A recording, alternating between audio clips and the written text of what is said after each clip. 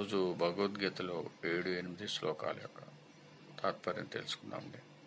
గురు బ్రహ్మ గురు విష్ణు గురుదేవ మహేశ్వర గురు సాక్షాత్ పరబ్రహ్మ తస్మై శ్రీ గురవే నమః. 7వ శ్లోకం. అస్మాకం తు విశిష్టా ఏతాన్ని బోధ ద్విజోత్తమ నాయకా మమ సైన్యస్య సంజ్ఞార్థం తాన్ బ్రవీమి తే. తాత్పర్యం: విప్రవర్య, మన పక్షాన ఉన్న ప్రసిద్ధ యోధులను సేనాపతులను తెలుసుకోండి. మీకు తెలియజేయడానికై వారి పేర్లను చెబుతున్నాను.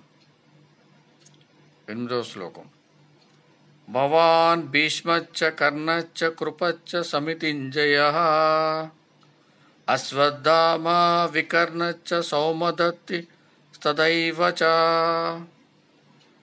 తాత్పర్యం: మన పక్షాన మీరు, భీష్ముడు, కర్ణుడు, సంగ్రామ విజయుడైన కృపాచార్యుడు, అలాగే అశ్వత్థామ, వికర్ణుడు, సోమదత్తుని పుత్రుడైన భూరిశ్రవుడు మొదలైన ప్రముఖులు ఉన్నారు.